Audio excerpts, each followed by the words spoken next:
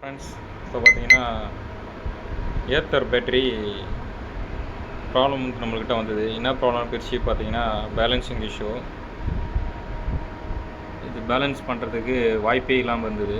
நம்ம வந்து கிரைண்டிங் பண்ணி ஒயரை சால்டர் பண்ணி சென்ஸ் ஒயர் நம்மக்கிட்ட நம்ம நார்மலாக பேட்டரி பேக்கில் சென்ஸ் ஒயர் எண்டு இருக்கும், அங்கேருந்து கனெக்ட் பண்ணி பேலன்சிங் பண்ணுவோம். இல்லாதனால கிரைண்டிங் பண்ணி சால்டர் பண்ணி அதில் ஒயரை பற்ற வச்சு அதில் சென்ஸ் ஒயர் கனெக்ட் பண்ணி பேலன்சிங் ஓடிட்டுருக்கு. என்ன மாதிரி குவாலிட்டியாக பண்ணியிருக்காங்க பாருங்கள்.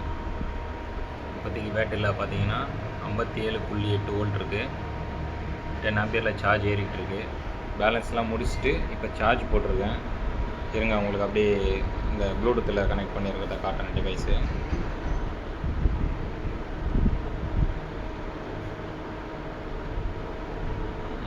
இப்போ பார்த்தீங்கன்னா பேலன்ஸ்லாம் முடிஞ்சிட்டு சார்ஜ் ஏறிக்கிட்டு இருக்குது.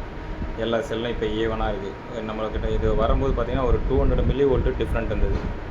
அது கூட ஒன்று ரெண்டு எல்லா சீரீஸ்லையுமே மாறி மாறி இருந்தது.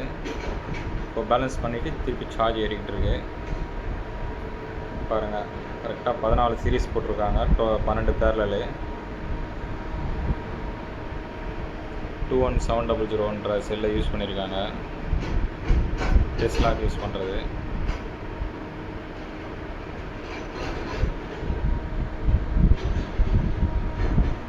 இதோட டாப் கேஸு நம்ம இன்ஜினில் கேஸ் வர மாதிரி பண்ணியிருக்காங்க. வாட்டர் உள்ள இன்லைட் ஆகக்கூடாதுன்ட்டு. இதுதான் நம்ம கேன் எனபிள்டு கனெக்ஷனு.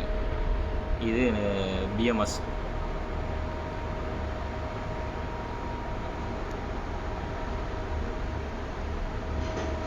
இதுதான் பிஎம்எஸ்ஸு. இது வந்து பார்த்திங்கன்னா செல்ஸுக்கு மேலே பிசிபிலே வந்து டைரெக்டாக நிக்கல் ஸ்டிப்பு ஸ்பாட் வெல்டிங் பண்ணியிருக்காங்க. குவாலிட்டி வேறு லெவலில் இருக்குண்ணா.